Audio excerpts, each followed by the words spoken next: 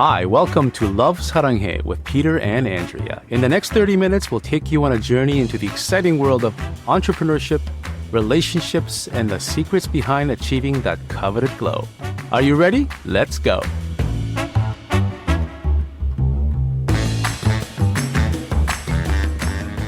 Hello, everyone. Welcome back to another episode of Love Saranghae with us, Peter and Andrea.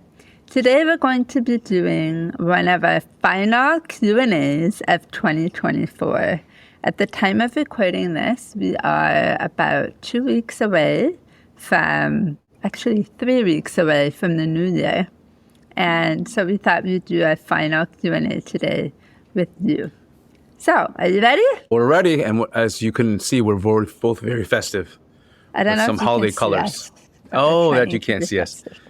We're very festive today, and we're going to be very festive on the mic too. So, happy holidays!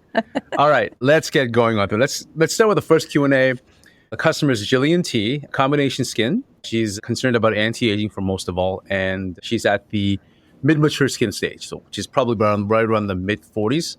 So question from Jillian is, Hi, Saranghae. I recently purchased several of your new products. Thank you, Jillian. I also read your recent email that addressed how to properly use your latest products in conjunction with your 5-step system or the complete 5-step system, because Jillian has been a customer of 5-step for a long time now. It was helpful, but there are a few things I didn't quite understand, left me unsure. Hopefully you can help me understand my lingering concerns. Does the snail serum replace your other serum in the 5-step system, which is a Deep Radiance Essence and Serum? Should I continue using that one as well? Or should I alternate them? If I use both, which one do I use first? Great question. Also, is the 2% AHA/BHA exfoliant a replacement for the toner? Should I not use a toner on days I use the 2% AHA/BHA? If it's fine to use them both, which one do you recommend using first?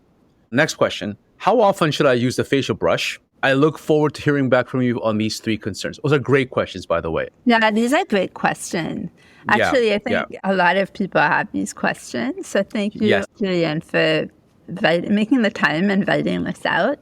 I'm glad we found it and are able to respond in this way. So let's get started. Skincare routines are not written in stone. And I think that's the number one thing that I want everyone to take away from this podcast today is that your skin, your lifestyle, your habits, they're unique to you. And so the way that you choose to do your skincare routine will be unique as well. So it's entirely, we're here to guide you, but then the rest is up to you to make it fit into the life that you live and the type of skin that you have. So I want you guys to get that. That's so important to me. But in the end, the best thing to do is try different combinations and really see what works for you. So here's some information that hopefully will help and make things a little bit clearer with all the products that you now have to play with. In terms of the snail mucin, the Saranghae Common Glow Snail Mucin Serum 96, Peter's long names come. I like long names and I cannot lie. I know. Okay, so the ingredients differ between the snail mucin and the Deep Radiance Serum. So you'll notice that the Deep Radiance Serum is a bit lighter and will liquefy as you apply. It's built to absorb and penetrate to the deeper layers of the skin. That's what a serum is intended to do. And it doesn't seem to moisturize the skin all that much on the top layers. It's really intended to go deeper. The snail serum is thicker, and it doesn't penetrate our outer layers as well as the Deep Radiance Serum because that's not the intended purpose of the snail mucin. What it's supposed to do is sit more on the top. It's supposed to heal, protect, and leave a glow. And that's the Korean glow that everybody's trying to achieve. Exactly. So my suggestion is to apply the Deep Radiance Serum first because it's thinner. So we always say thinnest to thickest so that the thinner consistencies will penetrate deeper into the skin and the thicker ones will stay on top of the skin to protect, heal, and nourish. Okay, so night routine, this is what I would do. Deep Radiance first, snail mucin second. Daytime routine, just choose one. So either the Deep Radiance or the snail mucin serum. And you can alternate too. Like Mondays, you use the Deep Radiance. Tuesday, you use the snail. Wednesday, you use Deep Radiance, and so on. But it's entirely up to you. For me, I use the Aurora serum and the snail mucin serum. And I don't alternate. I use them every day, day and night, because I love what it does for my skin. It feels so nourishing and so hydrating. So for me, I have dry skin. This works really well. So it just depends on how much time you have in the morning and whether or not your skin is on the drier side or not. If I can ask something a little bit extra. So a couple of things. Number one is that it will depend on your skin type and also your skin concern and the environment that you're living in. So if you're living in Arizona desert, very dry, especially in the wintertime, and it's really, really dry, and mornings are cold, you're going to need you're going to want a little bit of extra protection or extra hydration that more than that just the Deep Radiance might be able to give you. If you live in Alaska, I don't think we have even discussed what the elements look like there. But if you live in Florida in the summertime, you probably don't want an extra layer there. So it always depends on a number of factors. The second thing that I want people to know is, this is a really interesting fact, is the snail mucin 96, and we say that it's 96 because it's 96% pure snail mucin extract. It's a completely natural product, right? So it doesn't classify as a serum or a cream. It's simply, the stuff that snails produce to move around and to heal themselves. It's what they produce, and it's called mucin. But when we tried to import the snail mucin 96 to North America, the FDA asked us, what is it, a serum or a cream? And we're like, it's a snail mucin. And they said, no, you can't bring it. Yeah, you have to classify. There's no other box.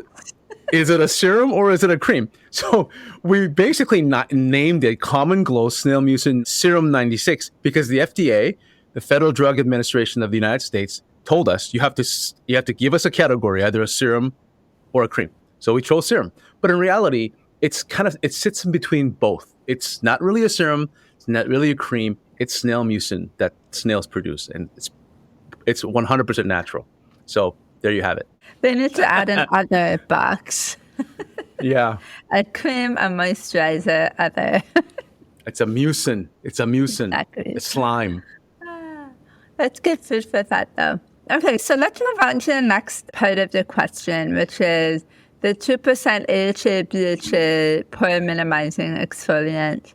The question was whether or not to use that with our existing toner, our hydrating toner, or if it's an either-or situation, kind of like the snail and the serum. So I've seen a lot of documentation saying that you can do both. So you cleanse, tone, and then you use the 2% AHA. And I think, it depends on your lifestyle and how much time you have and the type of skin that you have. For me, personally, I don't do them I do them in the same routine, but I don't do the 2% AHA, BHA every day.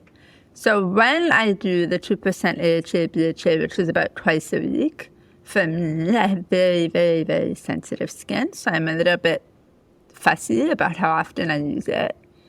I do a cleanse. I do the 2% AHA, BHA. I wipe off any excess I put the 2% in a cotton pad and I wipe it around my skin.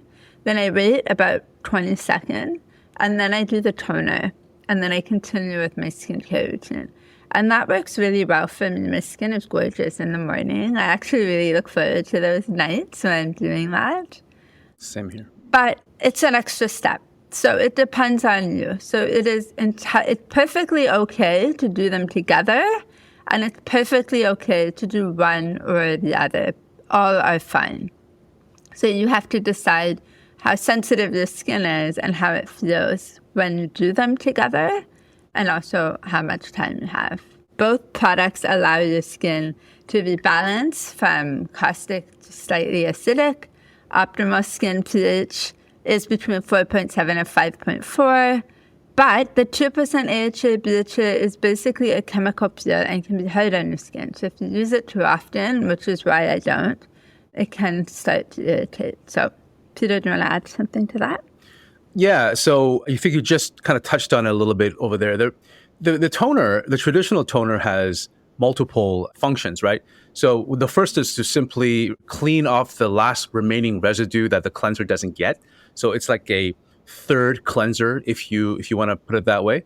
Especially, there's also hydrating toners out there, as well as more of an alcohol or stringent toners, which act more like cleansers. But the function that our toner, the pH balancing perfect balance toner, that function is really to rebalance your potential hydrogen or pH level. Because when you use your cleanser properly or any other soap, the pH level of a soap or a cleanser is usually around the 10-12, which is caustic. POH, right? It's the other side of the pH scale. And when your skin is too caustic or higher pH of like 10 to 12, too long, it breaks down your skin barrier and you let in things like, sickness and et cetera, et cetera. So what it's to say is that it reduces the function of your skin. It makes your skin sick, right? You don't want your skin to be caustic all the time because our skin's natural pH level is around 5.4. That's when the skin is healthy. The perfect balance toner helps you rebalance all of that, right?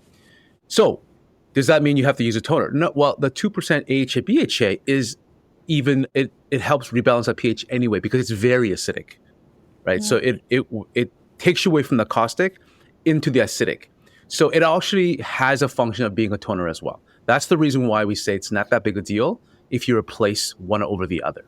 Perfect. Thank you. So the third question you had was about the Saranghae pore exfoliating facial brush. I'm just going to go back up to that question. And your question was, how often do you use the facial brush? So Peter uses his every night. I don't. I use mine a couple of times a week, probably 3 times a week. Mostly the soft thistle side. It's more gentle. For me, I prefer that. I see differing sides on this because exfoliation is by nature inflammatory. So in theory, you should only exfoliate intermittently, but our brush is so gentle and so soft that it doesn't really cause any abrasion at all. So I would again say it depends on the type of skin you have. But the key, remember this, very important, and it's a big Korean thing. The key to beautiful, healthy, glowing skin is exfoliation balanced with skin healing anti-inflammation, which is a snail mucin. So exfoliation is absolutely necessary. You need to be doing it if you want to have that baby bottom smooth skin that you're looking for. It brings in the healthy and the new skin, which is what you want, and it moves things along much more quickly. But without the healing part, it can cause your skin to dry out, to be red, to be inflamed. Sometimes you get, I would get bumps. So you don't want it, it'll basically ruin your skin barrier, which is what you don't want. So you have to balance the exfoliation with the anti-inflammation healing component. Otherwise, you're going to wear out your skin barrier, which is something you don't want. Think like eczema, itchy skin, breakouts, and all that kind of thing that you don't want. But anyway, I think you'll be in for a pleasant surprise. Our exfoliation brush is beautiful, and we have a lot of funny stories we could tell about people trying to get more of those exfoliation brushes. But I saved that for another day. Yeah. The number of customers I've talked to, and Andrea can tell you that I talk to customers online all the time, probably 10 to 15 a day. The number of customers I ask, are you using your brush? And they say, well, not yet, or I haven't get around to it. And I say, you should use your brush. And then I talk to them, about 15 days afterwards, and they're all like, oh my goodness, the brush is amazing. Yes, the brush is amazing. Not because the brush itself is... Yeah, not because the brush itself is, made of gold, diamonds, and, it solves world hunger. No, it's just the act of mild exfoliation on a consistent basis will do your skin wonders. Your skin is your largest organ in your body, right? It's a living organ. And it always, just like any animal or any mammal that we see, it sheds a lot. And if you don't clean out those dead skin that sheds, it builds up and then it causes issues. A lot of the skin problems that we see today can be attributed to improper cleansing, improper exfoliation, which builds up all of that gunk over top. It leads to a whole host of problems. So one of the simplest things you can do is simply use a $10 brush when you cleanse for 15 seconds, not even. And it's that simple. So please use your brush. We give it to you for free because we believe it so much with the cleanser or any of the trios and 5 steps that the cleanser comes in. So we believe we believe in it so much that we give it to you as a gift. So please use it. With purchase, of course. But it's also what's interesting is that a lot of people don't know this and they don't understand this one small thing that can make such a big impact on the way your skin looks and feels. So I guess that's why people are hoarding these brushes, because they're realizing how simple it is to actually have this glowing skin. Fantastic. All right. Okay, so for our next skincare Q&A, this one comes from Krista K. She has dry skin, and her skin concerns are hyperpigmentation and skin tone. And her skin stage is 45 to 55, so she's mid-mature. This is her question. Hi, Saranghae. I have dry skin, and I need a skincare recommendation for hyperpigmentation and uneven skin tone. I've always had some spots, but it's gotten worse over the years. I'd like to address these issues and would love your help. Thank you so much, Krista. I'll take this one. And thank you for writing in, Krista. So you're not alone. Hyperpigmentation is probably our number one skin concern that our customers ask for. And the reason why it gets worse with time is 2 things. Number one, it's age and exposure to the sun. So that exposure to the sun over time creates sunspots or age spots, which degrades much over time because of it. So let me start by explaining what hyperpigmentation is, and then we'll get to the solution and how we address it. Hyperpigmentation, or spots as we usually call them, is caused by uneven melanin production in the skin, and it gets worse as we age because of a wide variety of factors, but mostly it's because of the sun exposure and genetics, right? Sometimes you're just born with the skin that produces more hyperpigmentation. It's unfair, but it is what it is. It's unrealistic for us to say that we completely erase hyperpigmentation. Like that's not a thing, because hyperpigmentation is not a disease, right? It's just simply what our skin does when exposed to UV light. But luckily, there are factors that we can actually reduce the visible likeness of hyperpigmentation and decrease the penchant for getting more of them as we get older, right? The thing is, we always have to treat hyperpigmentation because there's no cure for it. You can only kind of even out the skin tone so that it matches our overall skin tone, our natural skin tone, right? The factors we want to address are threefold, 3 kind of pillars to addressing hyperpigmentation.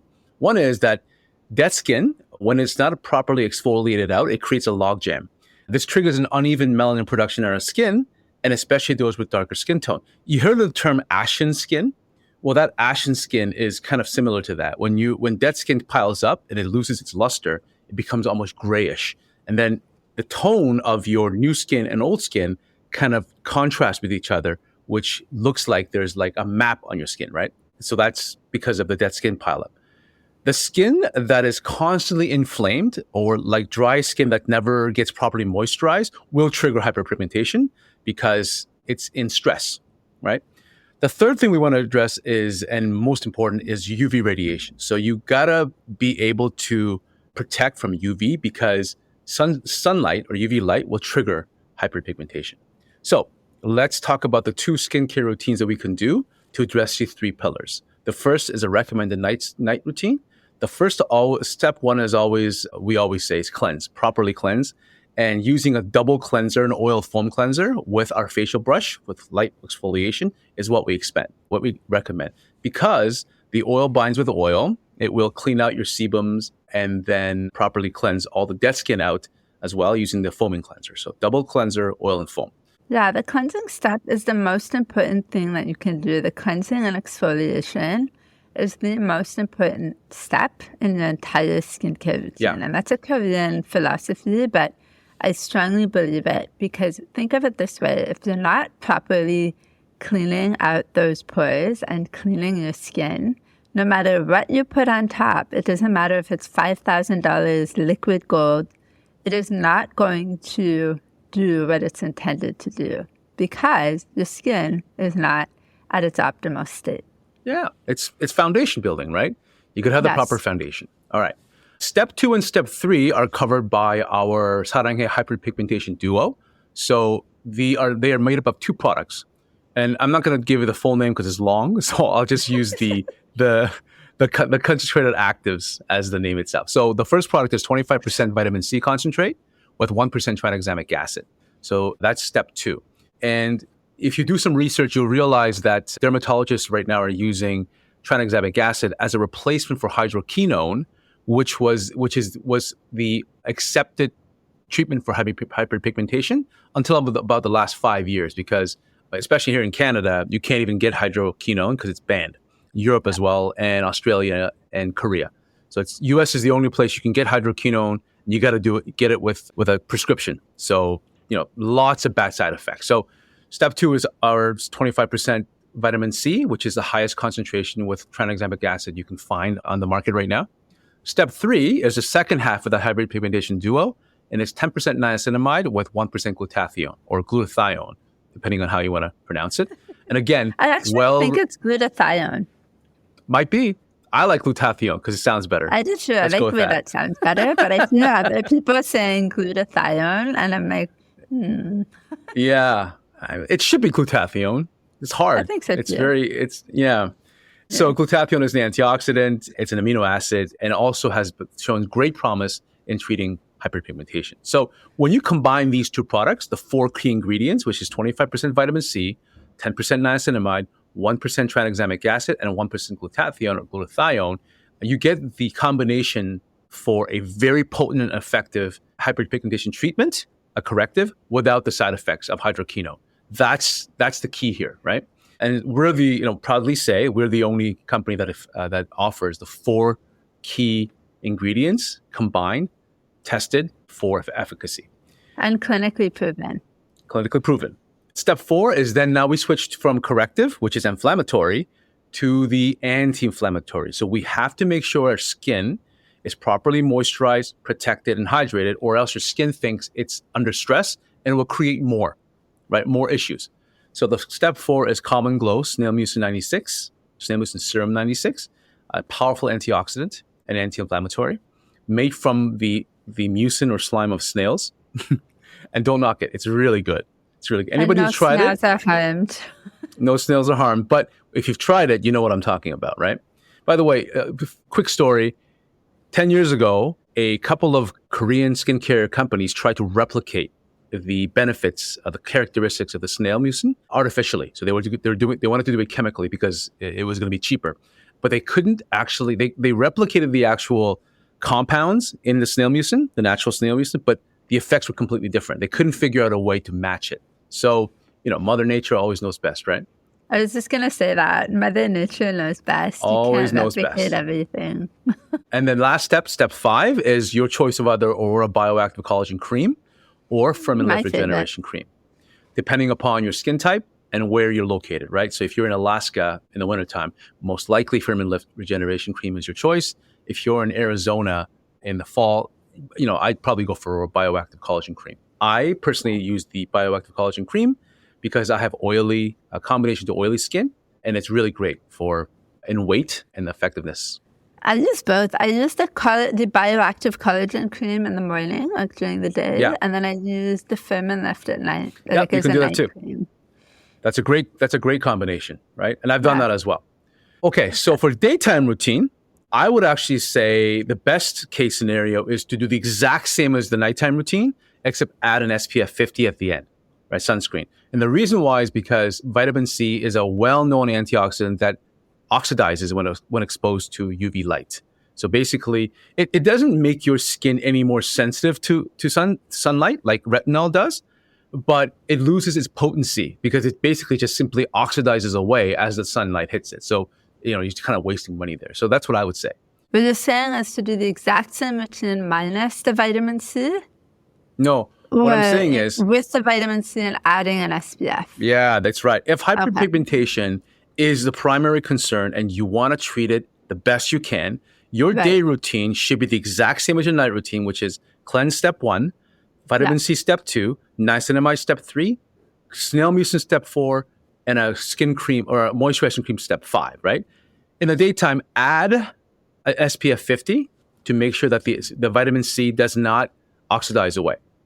Now, you have a second choice.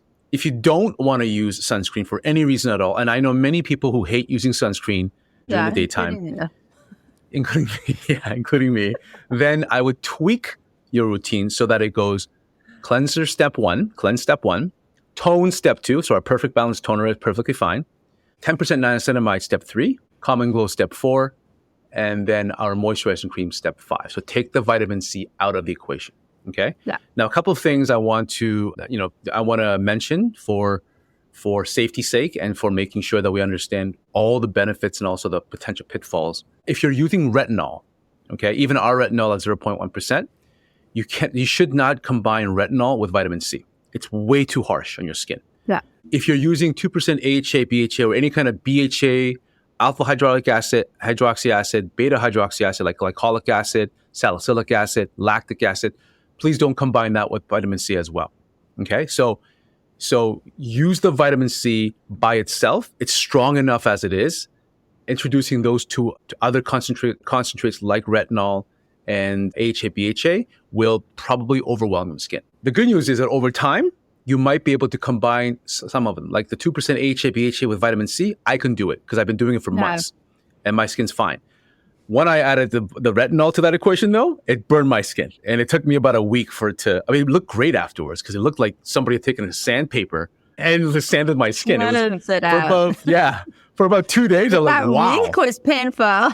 It was painful, but it looked amazing. Yeah, so you got to be careful with that, okay? That's why we say to test things out and you know your skin best. And if it's like someone like me, I would never do that because I know that it would not be a good idea. Yeah. But you have thicker, like your skin is a little bit tougher than mine. That's right. Yeah. So you're more it's a little more oily. Yeah. It still did not feel great. But yeah, just good for that. But it was really cool though, because it really looked like somebody took sandpaper and like literally sanded my lines away. I was like, wow, it looks phenomenal. It hurts. I think we have a before and after of that because it was. Yeah, I'm gonna have to post it. Oh my god, yeah. Yeah. But it was hard and it hurt. So, last thing to remember, guys. Just one more thing to mention is your nighttime routine. It's a must, right? Yeah. When you sleep, like sleeping is one of the most important things you can do for any health or skin otherwise. When you sleep, your body goes through a phase called autophagy, which is where all of your skin, your cells, everything in your body basically pushes out all of its waste byproducts. Yes, cells also create waste, right? Your mitochondria creates waste byproducts. Skin poop. It's cell poop, right? And it basically purges out all of that stuff at night and heals everything. You take all your nutrients like protein, your vitamins, your carbohydrates, all of your nutrients from your skincare products as well, and it heals your organs and skin, etc. So your nighttime routine is when you have to be on point. So do not, skip your nighttime routine and make sure you do it properly. Your daytime routine, on the other hand, I usually say whatever fits your lifestyle. If I'm going to go rock climbing, I'm not going to put 7 layers on, right? I'm going to put maybe a serum and a SPF 50 for that day. So you have some. Don't forget your elixir. An elixir, yeah. It's when you're skiing. So I judge what I'm going to do by the activity that I'm going to do that day. And when I'm in the office, in a dry office all day long, yes, I put on 5 layers because I need to. It will get very dry here. So take that into consideration as well. So there's a science to skincare, as I always say, but there's also a bit of an art, actually a lot of art involved.